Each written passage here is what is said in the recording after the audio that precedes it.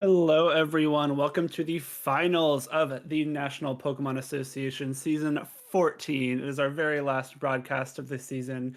I'm MajorBowman, joined by Sierra Dawn for this fantastic set of matches. Sierra, how are you doing this fine Sunday?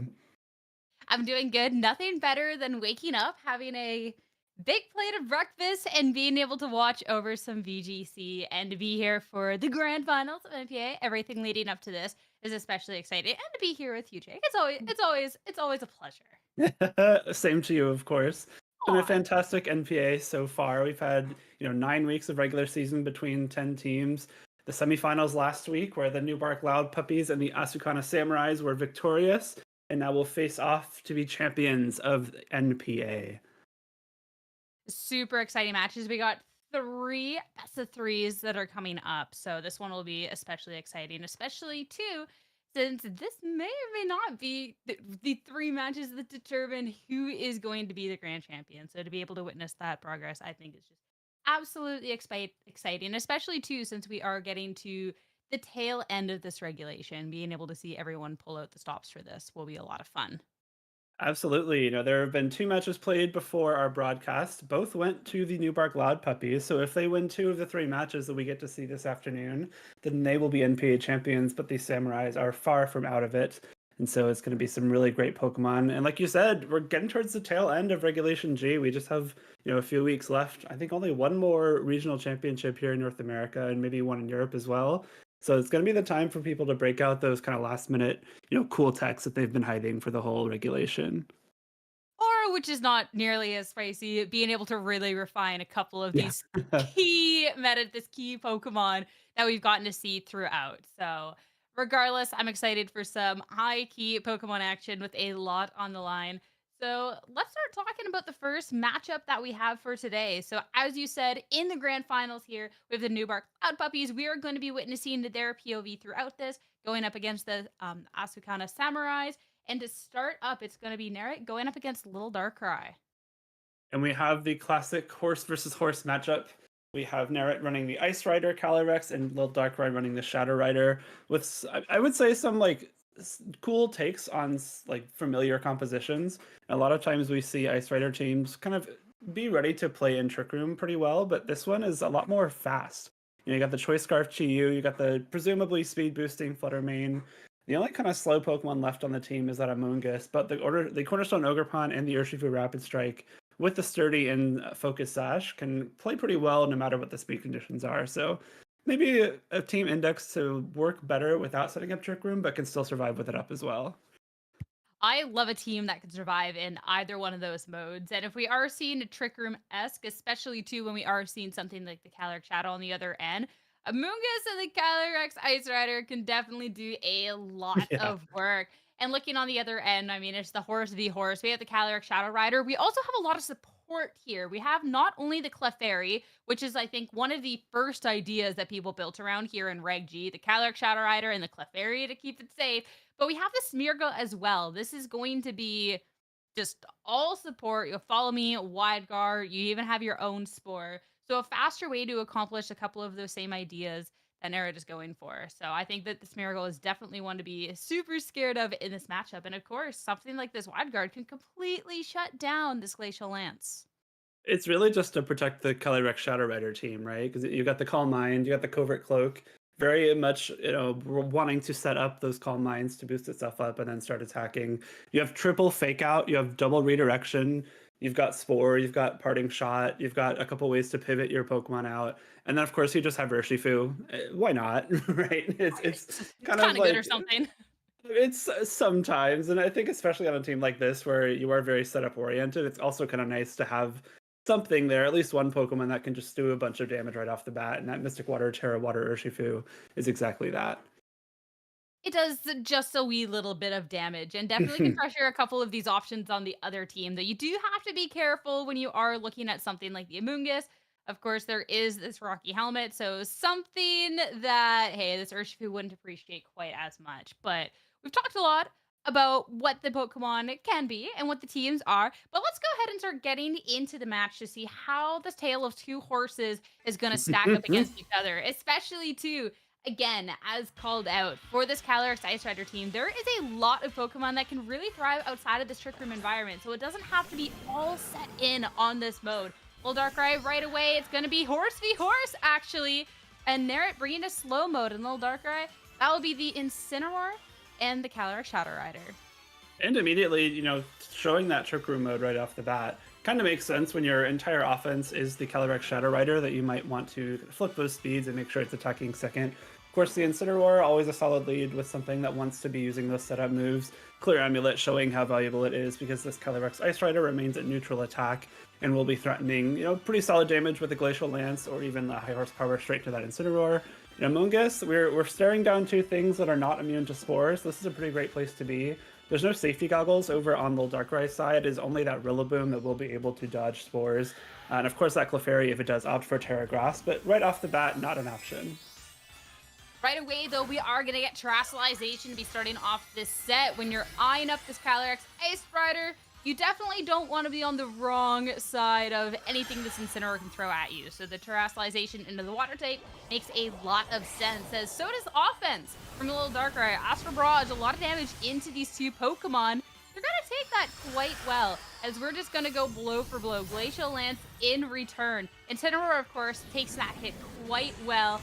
Calyrex Shadow Rider, not as much, but Flare Blitz not into the Calyrex Ice Rider. Instead, right away, Amoonguss, enemy number 1. That's going to be the first KO felled in this match. It's the first KO going over to Lil Darkrai of the Samurais, but I think the advantage actually is for Nerrit here. You did a lot of damage to that Calyrex Shadow Rider. You also learned that your Calyrex Ice Rider is faster than Lil Darkrai's Incineroar, which could be really important down the line, may deter you from setting up Trick Room in a later game. The Scarf Chi-Yu will come in, so we have something that is going to be faster than this Calyrex. You have the option to go for a Dark type attack, which will almost definitely KO it from here. But you also can go straight for something like a Heat Wave if you want to block a potential, or if you want to still knock it out through a potential, Terra Fairy, which will resist those Dark type moves. And you've done a lot of damage to the Incineroar as well, just not only with the Glacial Lance, but the Flare Blitz recoil on top of the Rocky Helmet. The Terra Water, I think, was really smart just to block any kind of super effective damage coming out. If the Flare Blitz hit the Calyrex, for example, that would have been an insanely good turn because Amoonguss likely gets a Spore off there. But even then, I think you're very okay trading the Amoonguss for that much damage on the Incineroar. And this board state now, just clicking the 2 spread damage moves where it can't necessarily be stopped, at least not quite yet, just seems so safe. A little switcheroo, Incineroar is out, Urshifu is in. So this is something that can definitely pressure a lot more on this next turn. It will be taking hits in the meantime, but hits that it's going to be taking quite well. Chi-Yu, Heat Wave, that would have been a lot into the Calyrex, into the Urshifu, not nearly as much. No burn either. Glacial Lance, again. Urshifu comes in, taking not necessarily the most damage. It's still going to take a decent chunk, and you really can't survive that same set of attacks again. I like the Urshifu swap there, because the Glacial Lance Heat Wave is kind of the most obvious play Nerrit can make, and sometimes the most obvious one is just the best one to do, and Urshifu is kind of the only thing that can comfortably swap in on both of those, but even comfortable is taking about 2/3 of your HP, and now you kind of have to rely on something like a Mystic Water, Terra Water, Aqua Jet, one-hit KOing this Chi-Yu if you want your Calyrex to be able to attack this turn. That probably is a one-hit KO if I had to guess, but you're still taking a Glacial Lance, right? This Calyrex can't go down before it attacks unless, the Shadow Rider and Urshifu target it with like Astral Barrage in close combat, but that leaves Chi-Yu free to attack. So we're still in a very strong offensive position here for Nerrit. And you called out the Terra Water, Mystic Water, all in on this Aqua Jet. So Terastallization, this is when we get to see it in the match, coming out on the offense for little Darkrai. The Chi-Yu, sometimes we get to see different moves. We get to see a Focus Sash, something to help it survive through the turn. This one is all in on speed, which means it is a clean KO. Chi-Yu goes down. Now it's going to be the Calyrex Ice Rider only on Nerrit's side for this turn, and this is going to be a single target Astral Barrage into that slot, with that being not going to be enough for the KO though. Calyrex in return, Glacial Lance, and that's going to be just 1 KO actually. Urshifu barely holds on. And that's big. If Urshifu goes down there, I think this is a much more difficult game for Little Darkrai to win. But because it hung on, it's still a 3-2 Pokemon advantage for Little Darkrai. Even though you lost your Shadow Rider, you did a lot of damage to this Calyrex in the meantime.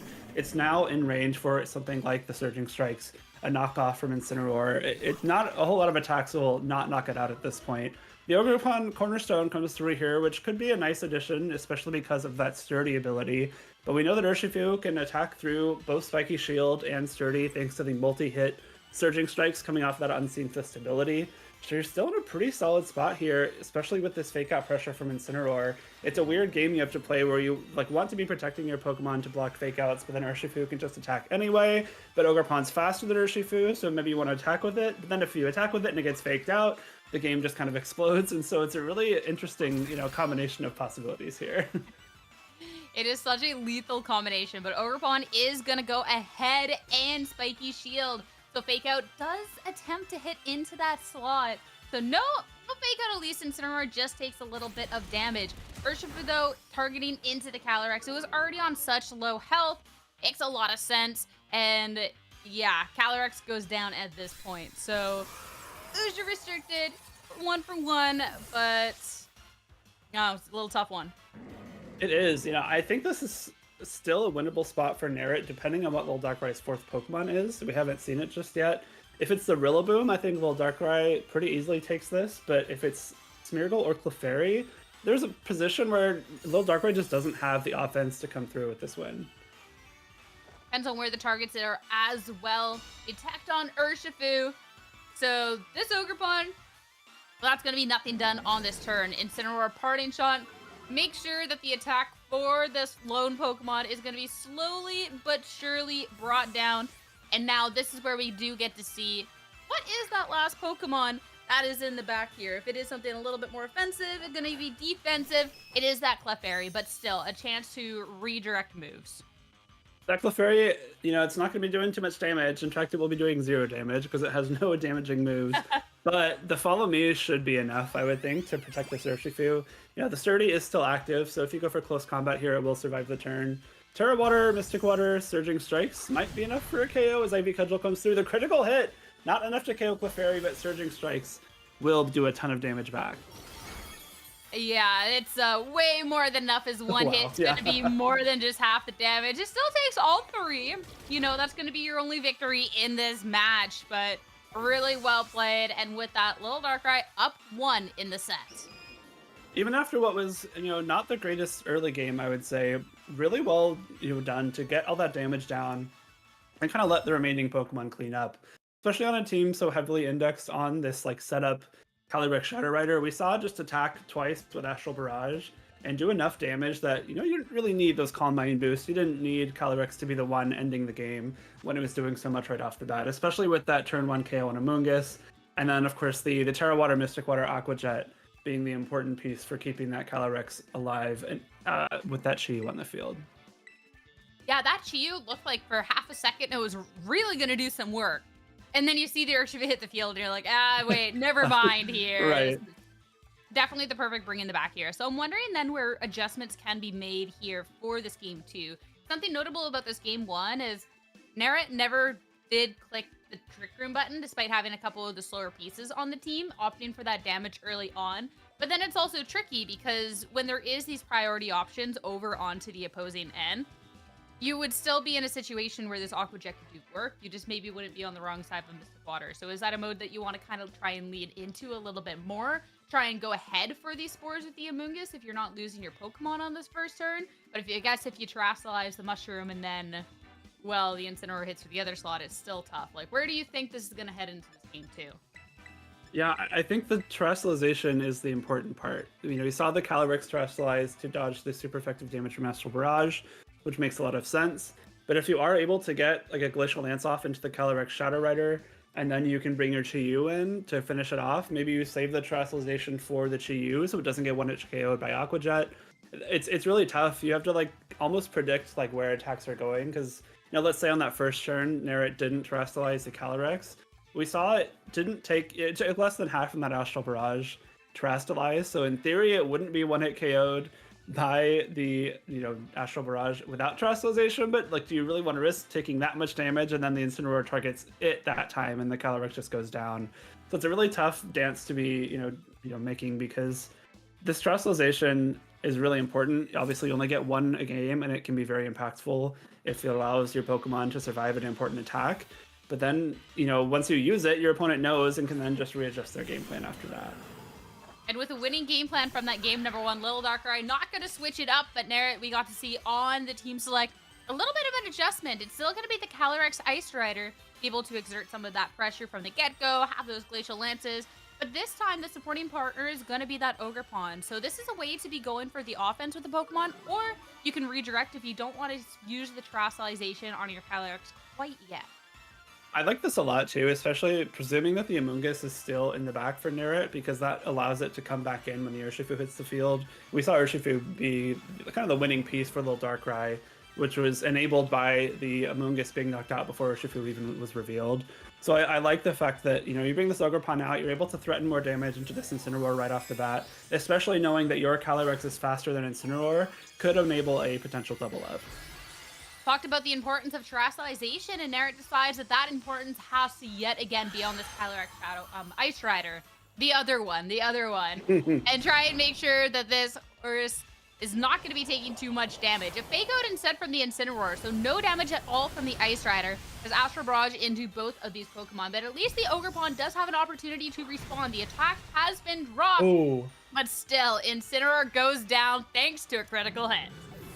2 for 2 on the crits there. This Ogerpon is doing some great work.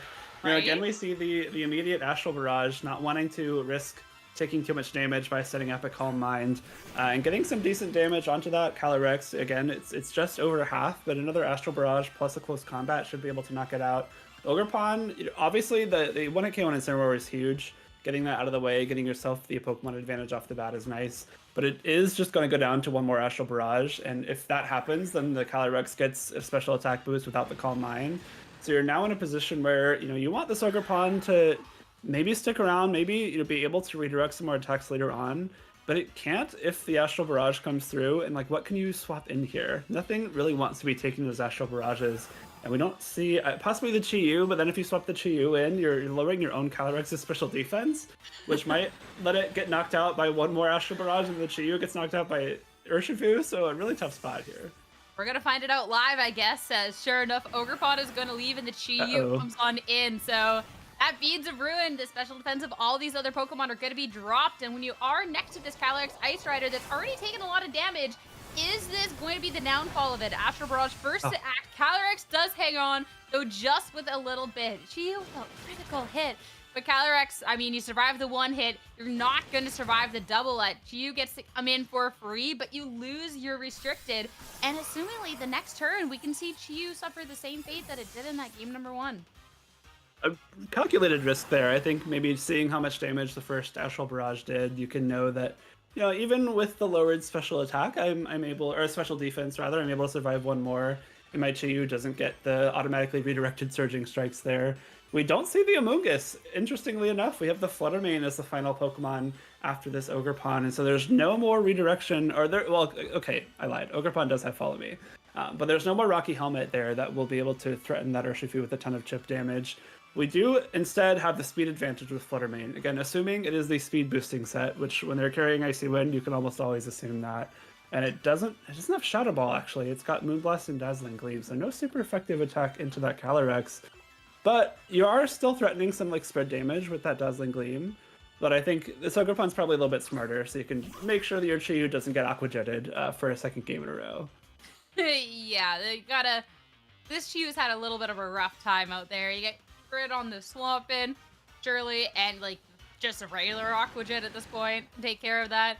You can go ahead and redirect away, but then Chi-Yu, I mean, is it really even going to be able to do enough at this point? I mean, you have to eye up what does the most damage, which is just this Overheat.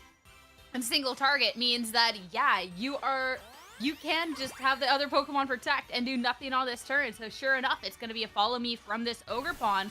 We get to see an Aqua Jet. Ogerpon holds on with 2. It had taken a lot of damage, so I was unsure if that was going to stick around past the turn.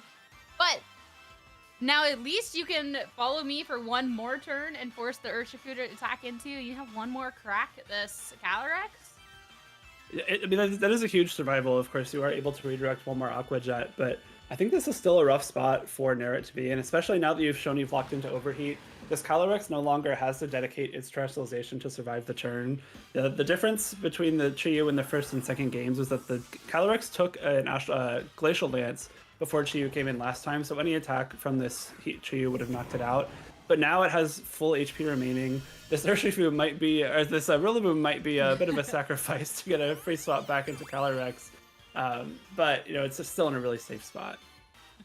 I was wondering if it was gonna be, I don't know, if it would be something that the Chiyu doesn't do too much into, but at least you overheat, Rillaboom goes down, you now have a negative 2 to do special attack, and you're not doing nearly as much to the next Pokemon. Sure enough, Overheat's gonna connect.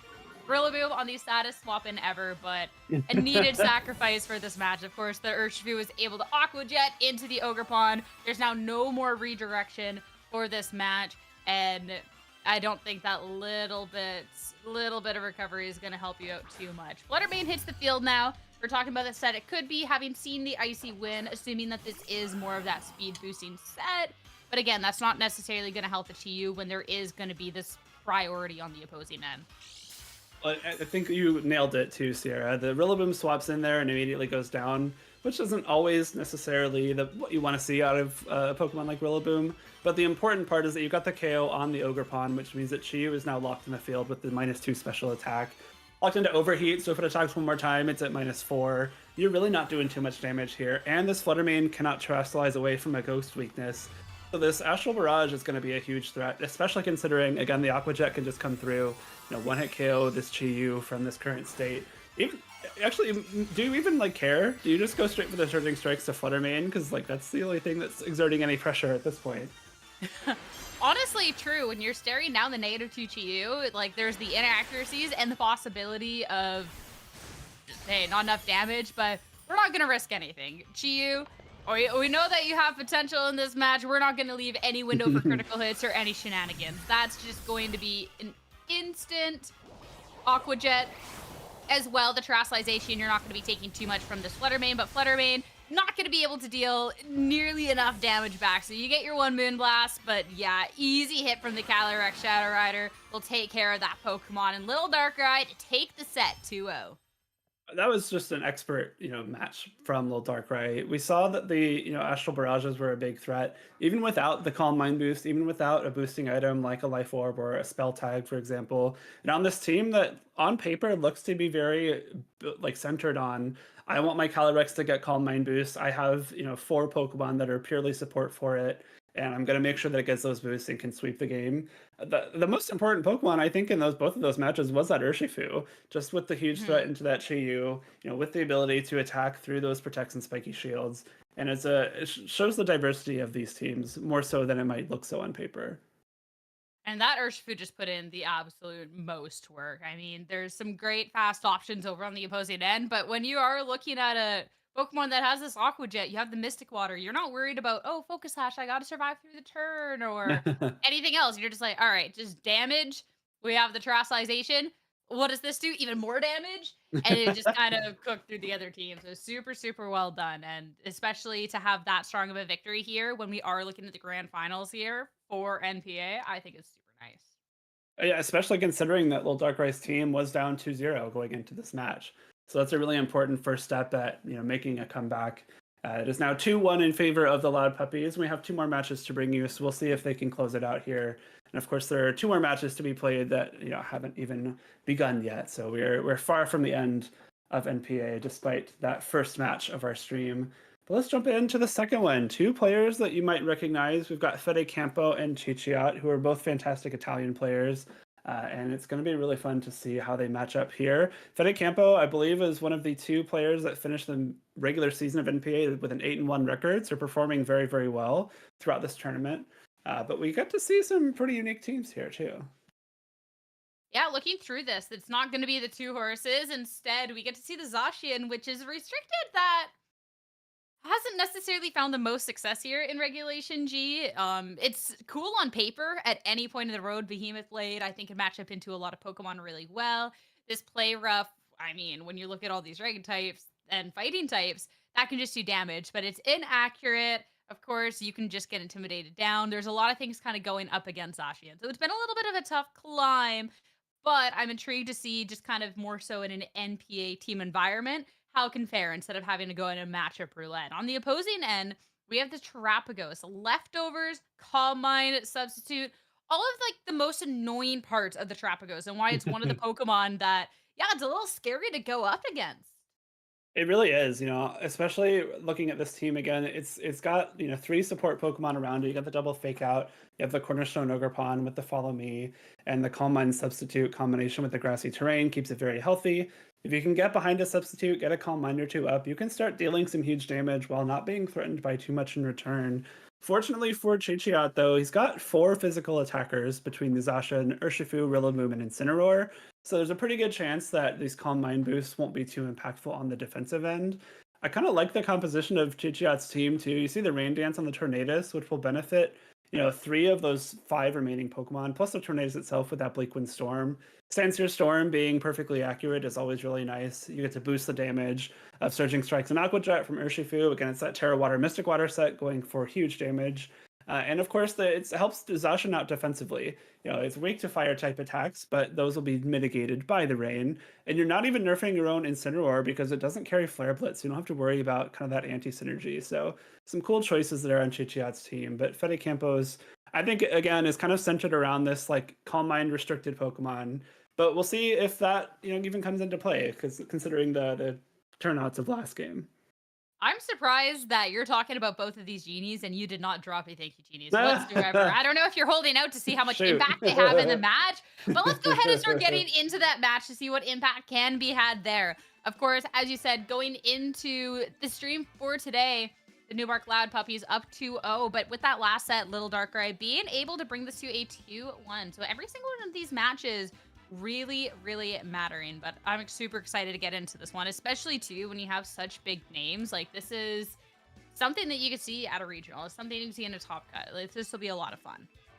Absolutely, especially given the kind of environment that NPA creates. It's a team tournament first and foremost. Even though you're playing your matches individually, you're trying to contribute to your team's victories. And Fede Campo and Chichia both being very successful players on their own, they get to like contribute to something greater as well. And maybe it's not World Cup where they're both playing for Italy and they get to face off against each other for once, but I'm sure that both of these players were working with their teammates and trying to figure out, I've probably played against these people at majors in person many times. How can I take what I know about them as a player and what teams they like to run and use that to my advantage? And we get to see 2 pretty cool teams as a result of that. I'm trying to think back. I feel like there has been a match that me and you have casted before where we got to see Fede with this Trapagos. I'm trying to think. It's still early for me. It could be something that we haven't seen before, but all that matters is what we get to see right here, right now. Rillaboom and Urshifu coming out for Fede.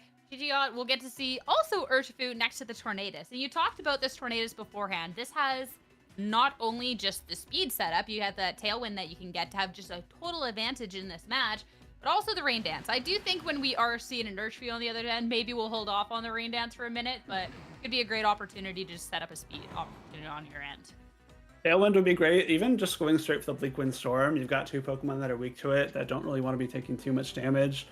So I could see that being a really strong option. Both of these Urshifu are the Terra Water Mystic Water set, so I think I'm with you, Sierra, that Rain Dance might not be too great because your Tornadus might just immediately get Surging Strikes down. But the Covert Cloak is going to be really nice too. You can't be faked out by that Rillaboom, and Bleakwind Storm immediately comes through. A lot of damage. Rillaboom, of course, when you are looking at the Assault Vest, will take the hit quite well. Urshifu is going to hold on for a bit, but we talked about that damage output. If there's no rain, well, that means the Tornadus is not going to go down even after all 3 hits. Close combat into the Rillaboom, not enough to finish off the KO. So Fede's Pokemon are both at such low health, but neither to be taken down. Woodhammer is definitely going to put the nail in your own coffin, but you're not going to be the only one. At least you'll have a buddy 6 feet under as you get to take care of the Urshifu. Of course, the recoil, it's going to be a KO apiece. Kind of a funny turn one there. You have a Rillaboom and a Tornadus on the field, both of which kind of like to go for some utility options on the first turn of the game, but instead opting straight for damage.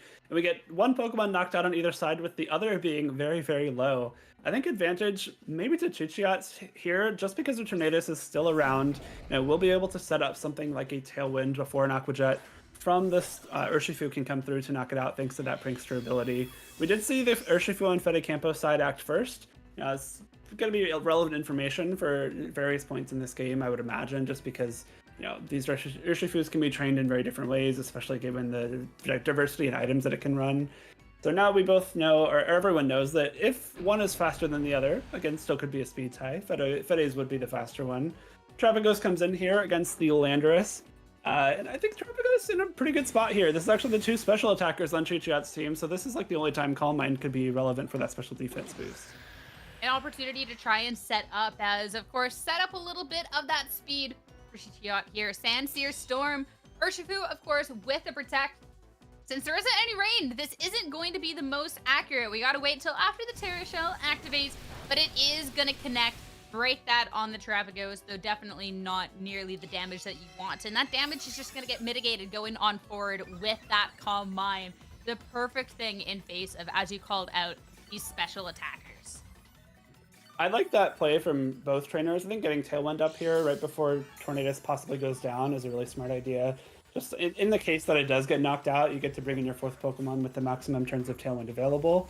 Now you're in an interesting spot where you kind of want to set up the Rain Dance to boost the accuracy of Sandsear Storm, but if you do that, you're boosting the power of Aqua Jet at the same time, which might allow the Urshifu to one-hit KO Landorus before it can attack, unless you Terastallize it. But then if you Terastallize it, Terra Starstorm becomes super effective on it if the Terapagos itself Terastallizes. So you're kind of in a spot where boosting your own Pokemon will become a disadvantage. And so maybe you see another, Bleakwind Storm, maybe to get some more damage off. It's a really tough position to be in if you're Chichiat here, because Fede Campo's created this scenario where if you go for the attack that you would want to go shoot for normally in this situation, you're going to get punished for it. Maybe you just really, really believe that your Pokemon love you enough that they'll connect your moves, and you don't even need to go for something like the Rain Dance to boost the accuracy. Your friends would never miss their moves, right? That's what you really have to hope for. Yeah, exactly. You called out the dangers if there's a Terastallization on the other side. And Fede, now that you have the one Calm Mind, feeling confident enough to go ahead and Terastallize his Terapagos, as it's not going to be any attack from this Landorus. But of course, with a Protect, you still are going to be taking the hit from the Urshifu. It's just not going to be a double. You're not going to get damage from this Terapagos. So the opportunity for the Bleakwind Storm, and the belief, double connect happened there, I'm just saying. Urshifu goes down, and now the Terra Starstorm that happens in retaliation cannot touch the Landorus. It's only going to be targeting into the Tornadus. Of course, protecting in front of Urshifu is often not advisable, but I do really agree with this play from Chichiat here. If you don't protect your Landorus, it will just get knocked out. The Sandsear Storm won't do too much to Terapagos, especially given the bulk increase from the Terastallization on top of that Calm Mind boost. So by doing this and connecting the Bleakwind Storm, the important part there that did come through, you ensure that your Landorus sticks around for this coming turn. Seeing the Incineroar coming in for Fede Campo, though, means that you do have to worry about Fake Out, given you did just use your Protect. You can't protect yourself from Fake Out on this turn. Zacian, I think, is a great Pokemon to have here, though, for Chichiat, because it will ignore that special defense boost from Terapagos, given that it is a very powerful physical attacker, and you have the ability to maybe even 2-hit KO it despite that Intimidate, thanks to the Intrepid Sword boost. Yeah, that's one of those things that you like to have the boost, don't get me wrong, for the Zacian, but it's still a lot of damage that can be dealt without it. Into the Terapagos, though, does not seem like it whatsoever. That's just going to be me eating my words at this moment. It's Terra Starstorm now, yet again, into these two Pokemon. The Landorus already hadn't taken so much damage from that Aqua Jet is spelled on this turn, and Zacian, sure, it doesn't take the most damage, but still, it's not dealing the most either. This is an interesting scenario now. The Incineroar doesn't have Flare Blitz, it is carrying the Will-O-Wisp instead, and this Zacian is carrying Substitute. So if you try to call this like a... Oh, well, never mind. It is no longer interesting. Right. I was going to say you could try and call the Terapagos protecting while Incineroar goes for Will-O-Wisp to try and mitigate some more damage and ensure Terapagos can win the game for you. And if you go for a Substitute in that case, that's a really big swing in momentum. But I think in that case, the substitute just gets broken by a Terra Starstorm next turn, and then the Will-O-Wisp comes through. So I understand the forfeit now, but yeah, there is some play there. I think especially because substitute can be really powerful on a Pokemon like Zacian that's really threatening if it gets set up in the right scenario. But unfortunately for Chichiat, that is a really well played game by Fedicampo there, always maintaining pressure, even when it's just like your Incineroar and this Trapagos left. There wasn't really space for Chichiat to be going for kind of the attacks that he really wanted to. Yeah, even just early on, we got to see that Chichiat lost his own Urshifu. Yeah, the Rillaboom goes down, but later on, you couldn't safely protect in front of things. We got to see how much damage that Landorus took, and Landorus just kind of being a little on the squishier side anyways. It was just kind of like every single one of these Pokemon was pinned, and by the time that you had your Zacian out onto the field, well, you're not doing too much damage into the Trapagos, because Trapagos just built, and of course, it's a little tough into this Incineroar too, especially when there is the Intimidate, when there is the Will-O-Wisp, and it really just kind of makes Zacian look like a sad dog on the opposing end. So the double genies, no thank you, at least from that first match. But where do you think that this can go for a match number 2 for Chichiat to try and take it to game number 3? I do think he had like good pieces for this matchup. I would maybe think the Landorus, possibly something that could be left at home just because it is so heavily threatened, by that Urshifu. Of course, the Flutter Mane will be. Oh, it's okay. It's not actually carrying Icy Wind. That's a bonus there. It's got Thunder Wave as its speed control, which Landorus is of course immune to. But once a Calm Mind goes up, it's really not doing too much damage to that Trapagos. And it's, again, something that really wants Rain to be active, but then if Rain is active, it just gets wiped away by the Aqua Jet. So it's a really tough, piece to be there. It's gonna kind of have like everything going correctly for it, but if it doesn't, it becomes a liability. All right, well, it's time to hop into game number 2. Got a strong victory on that first set. Chichiat not switching up the lead, but on the opposing end, we get to see quite a different play as right away, Restricted Trapagos is coming out to play next to this Incineroar to try and slow down to the opposing end. I like this switch up. I think the Incineroar is always really nice, just as a means of starting off the game with some solid utility. The Tornadus, again, is carrying the Covert Cloak, so it can't be faked out, but Urshifu can be, and that is a more threatening thing for both the Trapagos and the Incineroar in this moment. Of course, the Rillaboom is always a safe swap here as well. If you think something might be taking a Surging Strikes, it will be one of the few things that very comfortably takes that attack in the metagame. But you also kind of have to worry about the possibility of like a Bleak Windstorm close combat double up if you're not protecting this Trapagos. So it's not a bad situation for Chichiat at all. I think it's just Fedicampo has a little bit more control right now. Yeah, I like that you call out the Bleak Windstorm and the close combat, because when you are looking at a turtle on the other end that kind of just wants to set up, be able to sweep the game later, that's the way to be able to break that Terra Shell and just do heaps of damage. Maybe counting and relying on the Intimidate from that into that close combat to make sure Urshifu can just not do enough damage. As Incineroar swaps out, Rillaboom hits the field.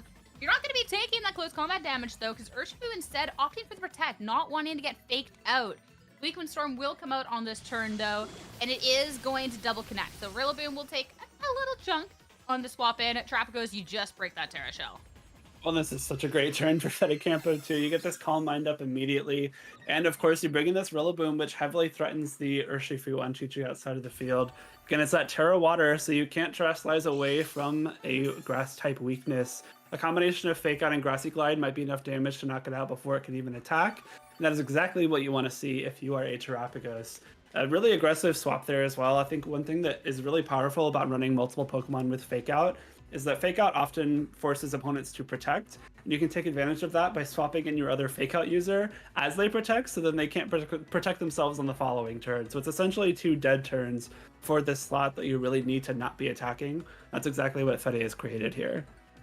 Is so well done there. So now I'm curious how Chichiat's going to respond in this point. If you go for the double detect, well, there's only a 1 in 3 chance that you hit it, right? Do you instead go for the swap here? You're still going to be taking some damage from this Terrapagos. So I'm curious then what the response could be there. But Fede, for these first couple of turns, has just played so well. Sure enough, Urshifu, we're not going for that 1 in 3. Instead, the Zacian comes onto the field. We got to see that it wasn't necessarily taking the most damage, so this switch could be okay, and it can attack next turn with that attack boost, unless, of course, Fede goes ahead and swaps. But Bleak Windstorm, Rillaboom's going to miss out on that.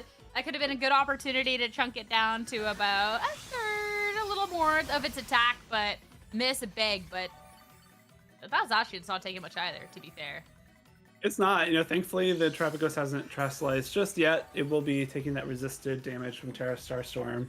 But the leftovers in the grassy terrain are really adding up here. If the Trapagos protects itself this turn, it'll be back up to full HP, which will reactivate Terra Shell. And that's kind of the bonus of running Rillaboom with the leftovers Trapagos, is that it's pretty easy to get multiple uses out of that ability in one game. The Zacian hitting the field means an Intrepid Sword is activated and will not for the rest of the game. So if you swap in your Incineroar as Fede Campo, you're going to put it back down to neutral attack. Then it won't be having that +1 attack boost for the remainder of this game, which is really important. Of course, Zacian being one of the physical attackers on Chichiat's team, it threatens Trapagos much more than something like this Tornadus can. And so mitigating that threat right off the bat is really important. And sure enough, Rillaboom swap out. I wonder what's going to hit the field. Oh my Incineroar, hello. It's nice to see you again. It's going to be Intimidate onto that Zacian. So now we're back at this neutral attack.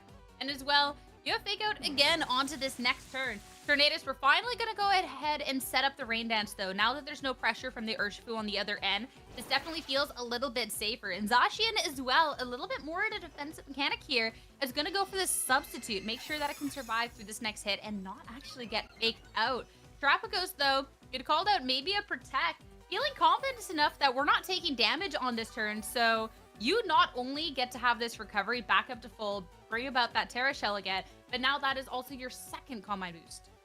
Its second Calm Mind boost with Terra Shell, with the Zacian at neutral attack. Of course, the Substitute is really nice here, but unfortunately for Zacian, Parting Shot does bypass the Substitute and will lower its attack again. And we did see that being the move selected there. I think heads-up play from both trainers there. Swapping in the Incineroar, of course, is good. And taking advantage of no damaging moves coming out from Fede Campo with that Substitute. Just not sure if that sub will be enough. Again, Terra Shell is still active. If Zacian attacks the Trapagos this turn, it will be that halved damage from the Terra Shell. And then the Parting Shot comes through, and you maybe even get a Calm Mind or even a Substitute up for the Trapagos itself. And then, what is a Zacian at -1 doing?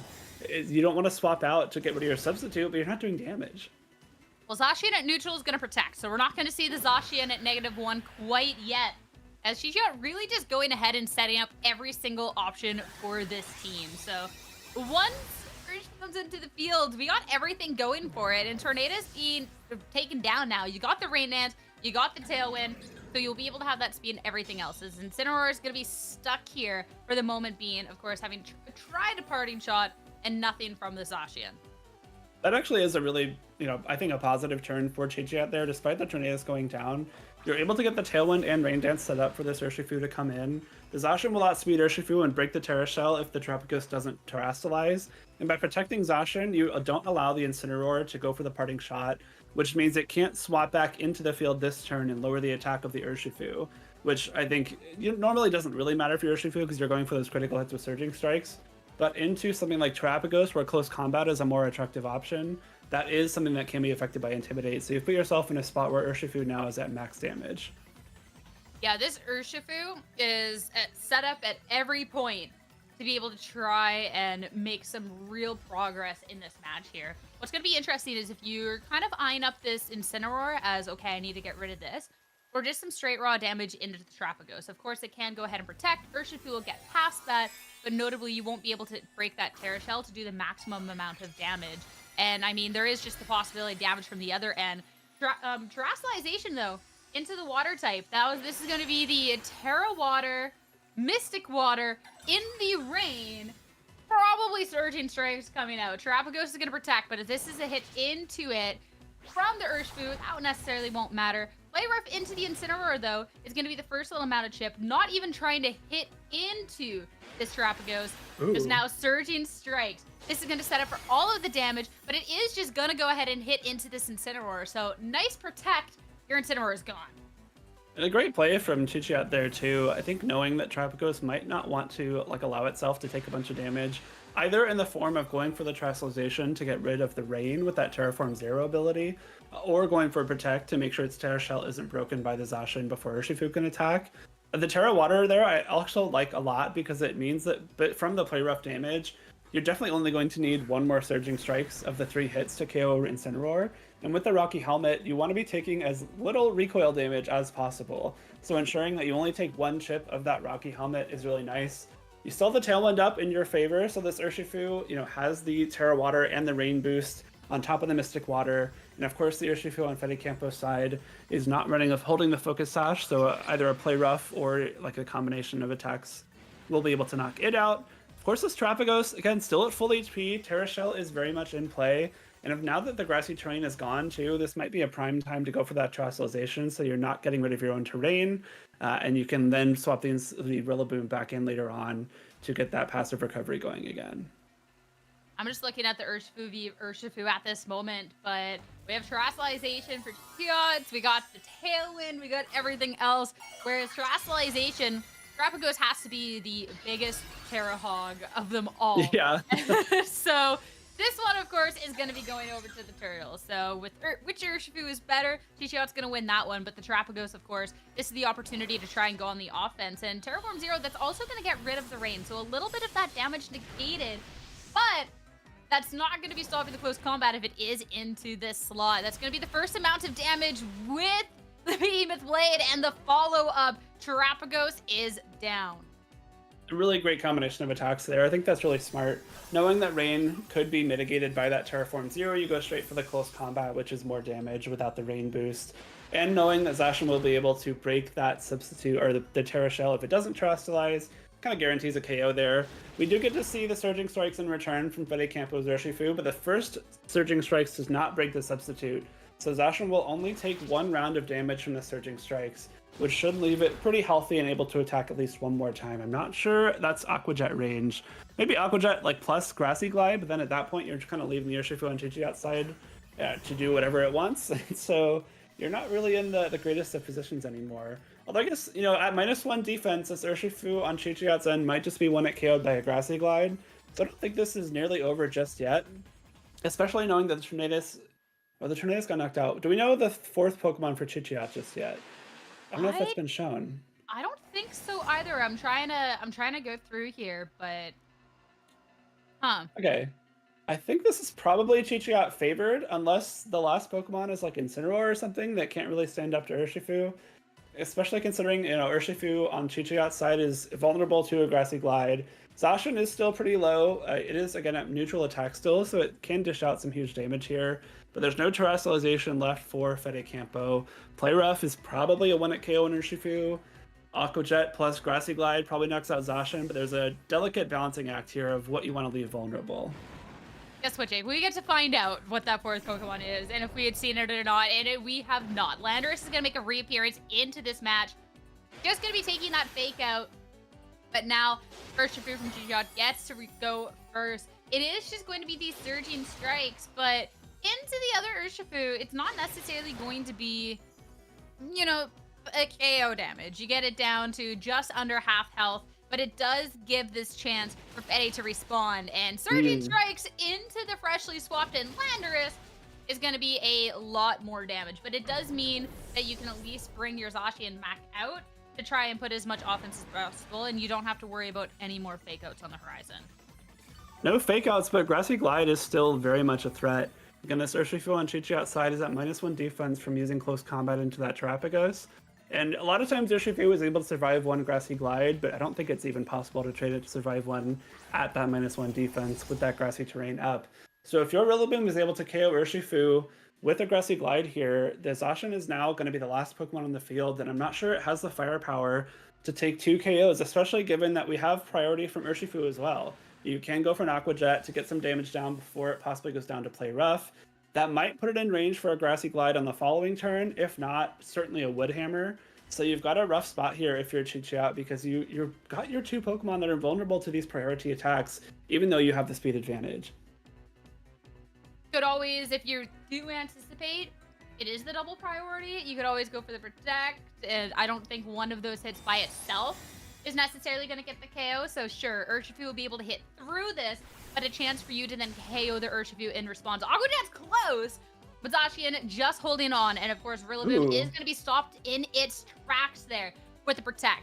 Now, Urshifu from Chichiot, it definitely paved the way last turn, for the damage necessary on the Urshifu, but after the terrain recovery, will it still get the KO? That's going to be the big question here, and it's not. 9 HP. It's going to be holding on, so yeah, you can go ahead and Aqua Jet next turn, but that's still going to be a scary game, and ooh, you needed that KO. You really did. I think if that KOs, you're at a spot where maybe you now have the ability to KO this Rillaboom before it can finish off a game with a few grassy glides. But knowing that this Urshifu on Fede Campo side is still around. Again, I believe we saw it act first in game 1, which doesn't indicate it's definitely going to be faster, but it gives us a pretty good guess that if they both go for Aqua Jets, then Fede Campos will still be going first. With that Aqua Jet damage and disaster on the prior turn, certainly one more will knock it out. So if Aqua Jet comes through here for the Urshifu before Chichat's can attack, that should be the game. You get the double protect, so if it was just a grassy glide and not relying on the Urshifu for that priority attack, that could have been cheeky, that could have been something.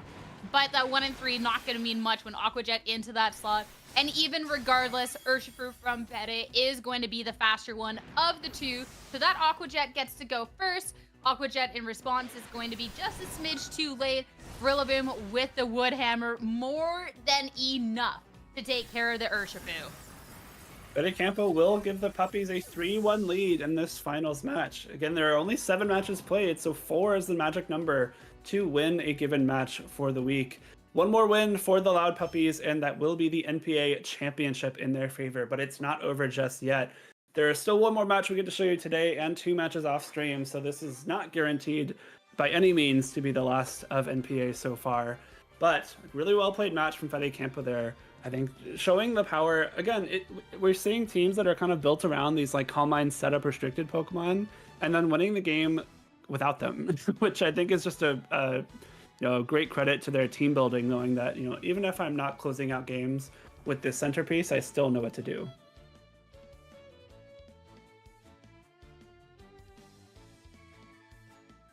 All right, it is time to jump in to our third match of the stream. Again, we are at a 3-1 advantage for the New Bark Loud Puppies. If they win this match, they will take home the championship. But if the Samurais win this match, it will be still alive. We are going to have a match between Blarajon of the Loud Puppies and Taboo of the Samurais. Blarajon running a pretty similar team that we've got to see a lot. Blarajon was one of the first people to run this kind of team in the first iteration of Regulation G, even won the very first Reg G regional in North America with a Miraidon team. I think it was the same 6 Pokemon you're seeing on the screen here. It might be different sets, but a very similar composition. Going up against Taboo, running a very similar Calyrex Shadow Rider team that we saw earlier on today. Apologize that you had to re-enter the match. I was muted, so you didn't hear my little keyboard as I went to go quickly search up if it is the exact same 6 that we got to see coming out from Blarajon. So I love that we get to see this callback to Miraidon for him, especially in this opportunity when you are seeing the New Bark Loud Puppies at this 3-1 lead.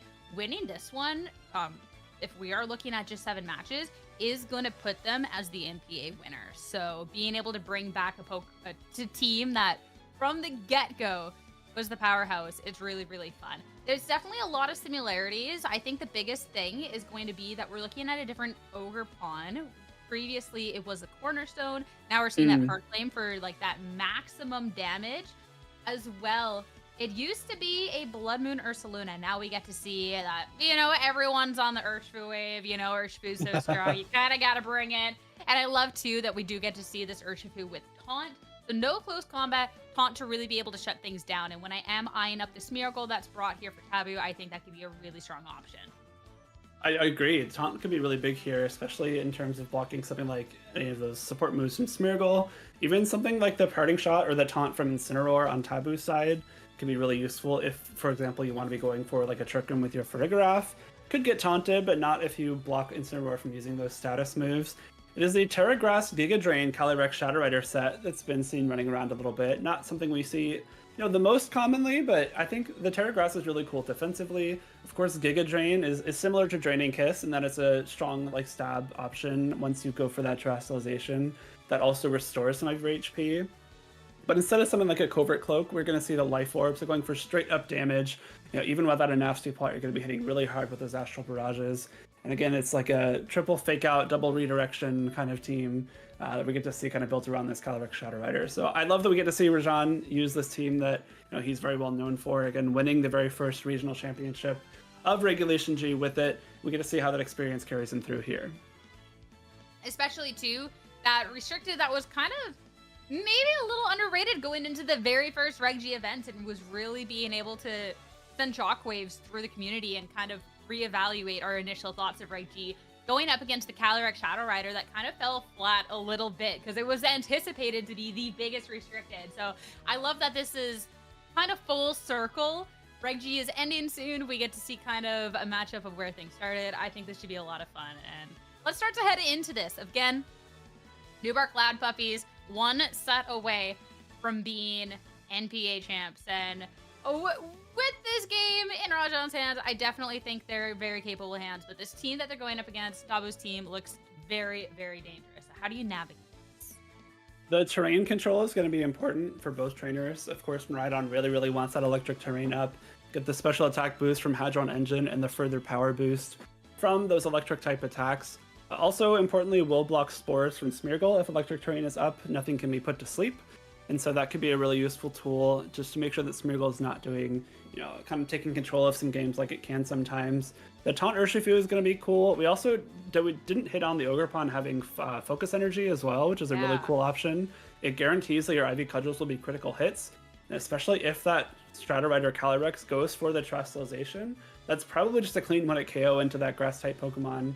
You do have the option for either speed control with Whimsicott in the Tailwind or Frigoraph in Trick Room, which I think is also really neat. It gives you kind of ways to operate in both scenarios while also still providing great utility. Of course, Armor Tail, really important against a, again, triple fake out team on top of the Aqua Jet from that Urshifu. So I really like the utility options that Rajan has with this team, on top of course, the Choice Specs Miraidon being always a huge offensive threat.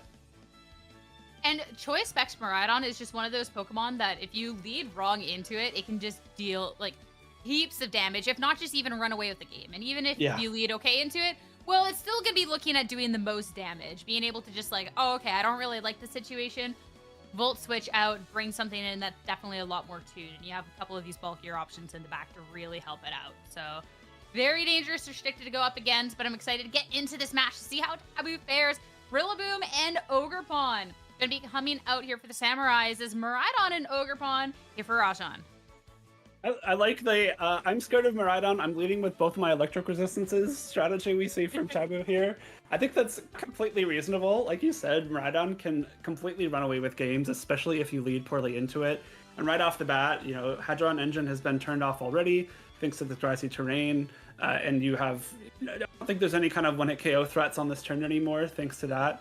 But this Ogerpon on Rajan's side, also a really strong lead because it punishes these grass types very well. If Tabu has this Rillaboom that wants to be switching in and turning off electric terrain, you have the Ogerpon right there ready to Ivy Cudgel it at a moment's notice. And so I think a really cool adaptation for Rajan there, switching to that Hearthflame Ogerpon from that Cornerstone and being able to threaten damage immediately into these grass types. Especially, too, if you're worried about losing the Rillaboom and want to Terrasilize, it would be then into this Fire type, which is not going to fare well against other options like maybe the Urshifu. And that's also Terrasilization spent on the very first turn. So instead, Rillaboom gets out of there. Neither of Tabu's Pokemon is going to have to worry about the Ogerpon as it's switching out into this Frigoraph to make sure there is no Ego potential on the other end. And Incineroar just coming out to join the party. Ogerpon is going to be spiky shielding, so for Rajan, it's going to be where this Miraidon wanted to target into, not the Volt Switch, an attempt to get out of here safely. Instead, going all out offense, an attempt at a Draco Meteor into the Ogerpon. So it stays safe for now, but do you want the Ogerpon to take the hit next turn? What can you swap into this? Because you don't have any immunities to this on your team. No immunities, no resistances either, so this Choice Specs Draco Meteor, even without the Hadron Engine boost, will be doing a lot of damage. Love the Frigoraph swap there as well, just to make sure that no Fake Out can come through and prevent your Miraidon from attacking. Locking into Draco Meteor there, it just enforces that I am still here to do damage, even if you're not letting me use those electric type attacks just yet. And the Farigiraf preventing the priority. If Incineroar tries to read Farigiraf swapping out and goes for Fake Out this turn, will still come through because Armored Tail's not active. That's such a risky play. It's so risky, but hey, I don't think I'm ever going to Fake Out in front of a Farigiraf, so no attempt at a Fake Out. And with that, Ogerpon, no attempt at the double. That's going to be followed by 1L Draco Meteor. Now for Incineroar, it is a parting shot, but damage already been done. And yeah, next turn, I feel like it's just a pretty safe swap out for this Miraidon anyways. After the Draco Meteor, you already would have been at -2. Whatever, -2, -3 is kind of same difference at this point. I think you're swapping anyways. And now that you brought the Ogerpon in, this is something that can be dealing more damage. And if we do see the Fake Out options coming out from Taboo, well then Miraidon just swaps out to Farigiraf. Yeah, I have also once again underestimated Miraidon. I said that there's no one-hit KO threats on the field without that electric terrain, but immediately proving me wrong, getting rid of that Ogerpon. Again, one of the 2 electric resistances, so that's a really big step forward for Rajan. If you can find a way to get rid of that Rillaboom, either with this Ivy Cudgel from your own Ogerpon, or even by forcing it to Terastallize with the threat of the Ivy Cudgel, then there are no more electric resists, which can be really, really difficult for a team like Taboo to deal with Miraidon, especially considering we know that Whimsicott is in the back, we know that Farigiraf is in the back, Farigiraf being immune to Astral Barrage, Whimsicott holding or carrying Light Screen as an attack. Both have great ways of dealing with this Calyrex Shadow Rider.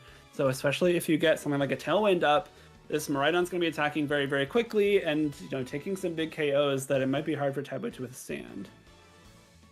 We do get to see 2 fresh Pokemon coming over Taboo. Incineroar hits the field yet again, and Calyrex Shadow Rider. I'm not surprised to see that, yeah, we're bringing our Restricted to this battle, but Miraidon, as we called out, thanks to the Draco Meteor, and that parting shot is at -3, so a swap here makes sense. Ogerpon, if you anticipate something that's a little bit more passive, this is the opportunity you could do to go get set up. Do you want to set up? Do you want to go on the offense? Like, what's this Ogerpon's path? I'm not sure. I think you could reasonably justify going straight for an attack into this Calyrex just to get some damage onto it, or going for something like the Focus Energy if you want to swap in your Whimsicott and get that Tailwind set up right away, or threatening some big, big damage with the critical hit Ivy Cudgels instead. Instead, we're going to see the Follow Me. So Whimsicott swapping out. Want to make sure that this Pokemon gets to swap in pretty freely at this point and not going to be taking the most amount of damage or not something from this Incineroar like a Flare Blitz. Instead, though, Taunt. So that's also redirected. Now the Whimsicott will still be able to act on this next turn. Opportunity to maybe try and go set up or shut down this Calyrex. Ogerpon will be forced to either protect or swap, but Calyrex Shadow Rider, after that nasty plot, is going to be at a +2. So this is a horse that's definitely looking a little more terrifying than it did the turn previous. It is a little terrifying, but that Follow Me was really, really smart. I think Taboo called the Miraidon swapping out into Whimsicott specifically and taunted that slot so Whimsicott couldn't go for something like a Tailwind or an Encore or a Light Screen, all of which would be really impactful right now. But by going for Follow Me with Ogerpon, you ensure Whimsicott is not taunted on this turn. You are able to set up a Tailwind. You're able to threaten an Encore into the Calyrex, which just went for the nasty plot. So really, really heads up play. Follow Me swap is usually not the most productive attack, but it just ensured that the next couple turns are going to be even better for Rajan. And now the Calyrex, it might be at a +2, but it's protecting this turn, and it's going to give way for this Whimsicott to set up the Tailwind. It could just be a taunt and an attempt at a shutdown from this Incineroar, so you kind of had to pick carefully from Rajan what you want to go for this turn. An attempt at a hit into the Calyrex, of course, not going to do much, but that's going to be your one and done. You're going to have this speed. I think when you're eyeing up going up against this Calyrex, that's going to be really, really powerful, especially too when you are looking at a Miraidon that can threaten it so heavily once you get this Pokemon in, especially since the Calyrex is in that Fairy Terastallization we get to see from a lot, but instead that Terra Grass, which of course doesn't fare well up against the Ogerpon. I agree that Tailwind was definitely the most impactful of the options there, especially knowing that the Protect Taunt play that we saw was very much in play. Yeah, I think if you can only choose one of those support attacks to go for, Tailwind is really important, because once one of your Pokemon goes down, you can bring in your own Miraidon and then start going for some big damage here. The Terastallization from Ogerpon on Rajan's side, though, trying to take advantage of this Tailwind, knowing that the Calyrex just protected will boost its attack back up to neutral after the Intimidate, but of course get the Fire-type move attack boost from the Terastallization.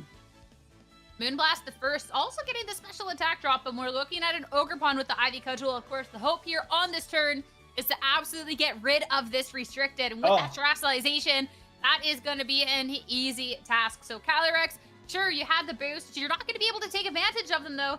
Incineroar with the parting shot. Yeah, maybe you'll have a fake out on next turn, but that was a great turn coming out from Rajan. Huge. I love that terrestrialization just because it guarantees a lot more damage into that Calyrex. The only thing that could swap in there is the Rillaboom, and if I think that's a trade you're also very willing to take, because if Rillaboom swaps into Ivy Cudgel, gets knocked out, as soon as you set up Electric Terrain, it's up for the rest of the game. So it's a really smart play there, knowing that you're either doing a lot of damage to Calyrex or knocking it out, or taking the Rillaboom, either of which is a huge positive, especially now that, as soon as Miraidon hits the field again, there's only resisted attacks other than the U-turn from the Rillaboom available.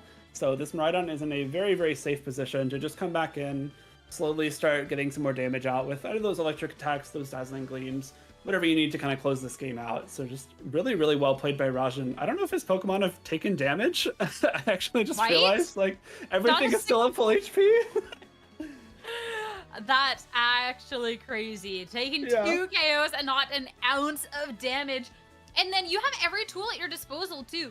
And yeah, there's 2 Pokemon on the other end that have Fake Out, can maybe go for that pressure, but then Taboo knows that there's the opportunity for Farigiraf to swap in, so do you want to Fake Out and nothing happens?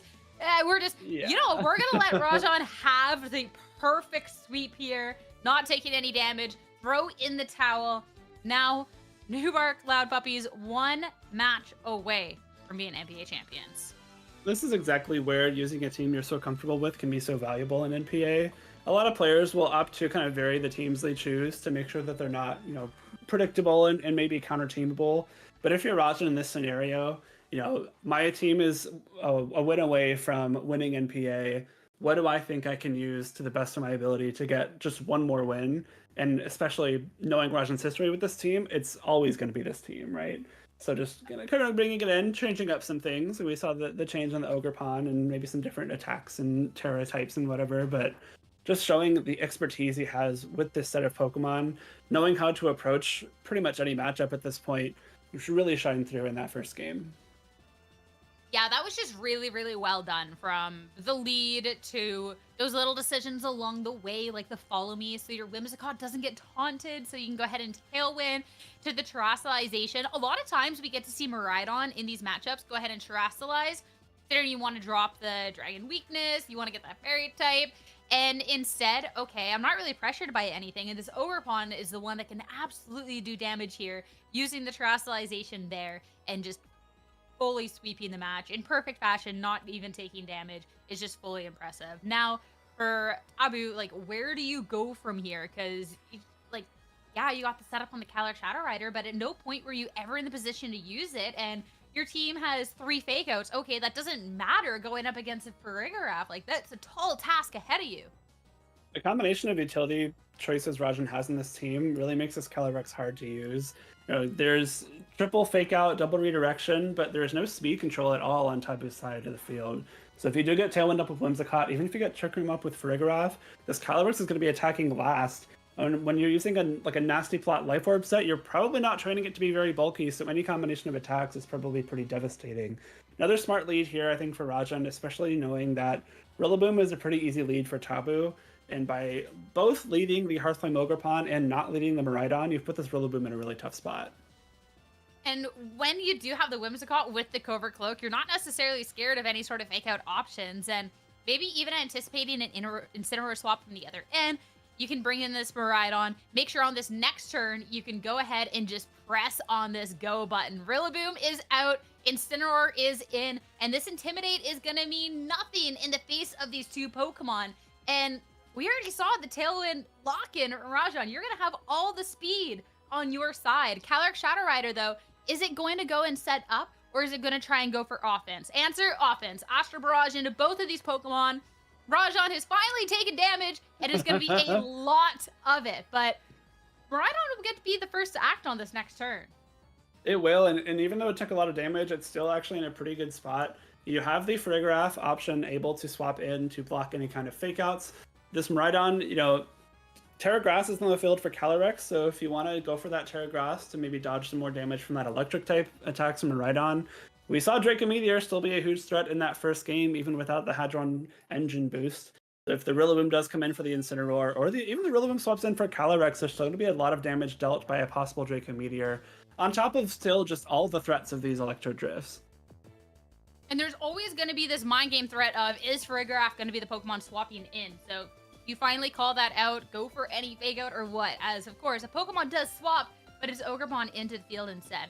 Calyrex is just going to protect past this turn, so it's not going to be any fake out option, but instead we're on the wrong end of the Draco Meteor and won't get to act either. Huge KO coming out. Just another example of Rajan knowing like what the important targets are there and how people kind of approach matches against this kind of team. The Calyrex there, if it took an attack, probably got one hit KO'd.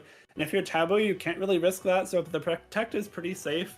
But unfortunately, Rajan sees straight through that, and Draco Meteor in the electric terrain easily enough for a KO in that Incineroar. And now you're in a spot where Intimidate's no longer on the field. If Rajan wants to go for like the Terrafire on this Ogerpon again, it will be a +1 attack.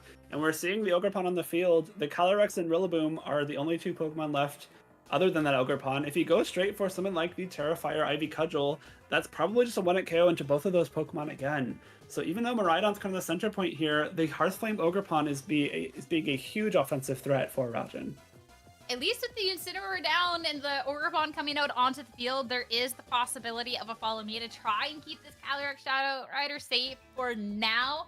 But it's still such a tall task ahead as, of course, Ogerpon yet again going to be the Terastallization target of choice and is going to be dealing that extra damage. But it's a Terastallization apiece, and surely you don't want to go into the Grass-type Calyrex in front of an Ogerpon. So both of the Ogerpons into that Hearthflame form. Is it going to be Follow Me, or is it going to be offense? That's going to be the big question. You can Terastallize and drop that Grass weakness and try and take those hits just a little bit better. So protect the Calyrex. Ogerpon to the center of attention. Draco Meteor comes through here into that Ogerpon. Even at -2 special attack, that is a huge chunk of damage. Probably enough to be 1-hit KO'd by this Ivy Cudgel in return. So really smart play by Rajan there to guarantee that this damage knocks out Ogerpon, even if it goes for that defensive Fire-type Terastallization. Yeah, maybe thinking that the Miraidon wants to swap out, maybe just making sure that if there was the swap out, you could survive the hit, but the double up is going to be absolutely no chance. But the Calyrex does at least now get to act. Astral Barrage, the Miraidon's already taken a lot of damage, so finally you get rid of that Pokemon. Maybe you would have loved to see the critical hit onto that Ogerpon instead, but, you know, that's absolutely fine. But that's going to be first Grimnay boost, but you're still outsped at this point in the match. But you're quickly losing offense options if you're Rajan here. You really are, especially considering this Farigiraf is the last Pokemon there. You have the option to go for those foul plays, which, especially because the Calyrex can no longer Terastallize, are going to be double super effective. Farigiraf being like the offensive threat to close out a game isn't something you normally think about, but in this position, it actually kind of is. If you bring in the Whimsicott here, I guess you can kind of threaten, you know, some more utility with that Covert Cloak, being able to dodge the fake outs. But I think if Farigiraf comes in, either as the immediate, you know, selection or as a swap out of this Whimsicott, you're able to block any fake outs. You can go for the 1-hit KO on the Rillaboom with your Ivy Cudgel, which would bypass any kind of protect shenanigans from Calyrex. And then Farigiraf kind of closes out the game with that foul play. Yeah, and Rillaboom hitting the fields. When we're looking at a Rillaboom that nobody has protect on those nowadays, and you're looking at still a speed situation. Final 2 Pokemon here for Taboo. Definitely a super tough one. And even if the last couple of Pokemon don't have, you know, the most offensive offput, this Farigiraf has exactly what you need when you're looking at something like this foul play. This can definitely still weigh a lot of damage. So first off, Ogerpon, Rillaboom on the opposing end. Yeah, you have the Terastallization. You're hitting it with a fire type. Rillaboom has absolutely no chance. So it all comes down to this Calyrex Shadow Rider. You get the Astral Barrage, but Farigiraf doesn't care about that. It doesn't. This Astral Barrage really knocks out Ogerpon, and even if Farigiraf doesn't knock out the Calyrex from here with foul play, you just bring in the Whimsicott, encore it into that Astral Barrage, so you guarantee Farigiraf can't take damage for the rest of the game. And this should be a wrap for Rajan here. Even on this turn, foul play could just be enough.